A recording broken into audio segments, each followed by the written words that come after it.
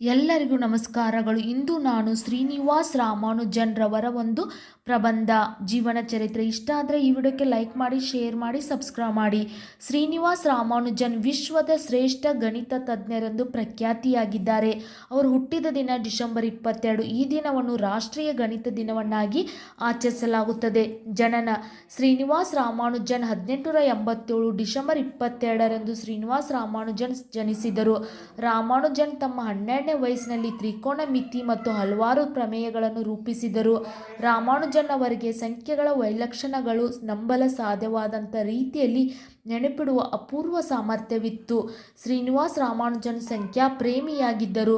ರಾಮಾನುಜನ್ ರವರ ತಂದೆ ಕುಪ್ಪಸ್ವಾಮಿ ಶ್ರೀನಿವಾಸ್ ಅಯ್ಯರ್ ಸೀರೆ ಅಂಗಡಿಯ ಗುಮಾಸ್ತ, ತಾಯಿ ಕೋಮಲ ತಮ್ಮಾಳ್ ಗೃಹಿಣಿ.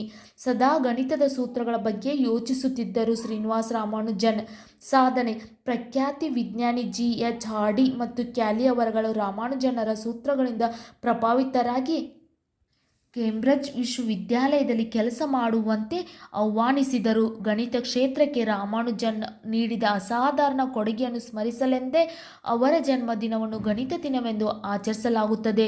ರಾಮಾನುಜನ್ನರ ಸ್ಮರಣಶಕ್ತಿ, ಸಹನೆ, ಸಾಧನೆಗಳು ಸ್ಫೂರ್ತಿಯಾಗಿದೆ.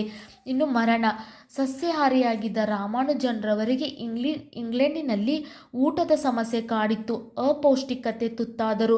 ದೇಹ ದಿನೇ ದಿನೇ ಕ್ಷೀಣಿಸುತ್ತಾ ಬಂತು. ಏಪ್ರಿಲ್ 26, 1920ರಂದು ತೀವ್ರವಾದ ಕ್ಷಯರೋಗದಿಂದ ಜಗತ್ತಿನ ಮಹಾನ್ ಗಣಿತ ತಜ್ಞ ಸಾವನ್ನಪ್ಪಿದ್ದರು. ಕೇವಲ 32 ವಯಸ್ಸಿನಲ್ಲೇ ತೀರಿಕೊಂಡರು ಶ್ರೀನಿವಾಸ್ ರಾಮಾನುಜನ್ ರವರು. ಇವರ ಪ್ರಬಂಧ ನಿಮಗೂ ಕೂಡ ಇಷ್ಟ ಆದರೆ ಈ ವಿಡಿಯೋಕ್ಕೆ ಒಂದು ಲೈಕ್ ಮಾಡಿ, ಶೇರ್ ಮಾಡಿ, ಸಬ್ಸ್ಕ್ರೈಬ್ ಮಾಡಿ.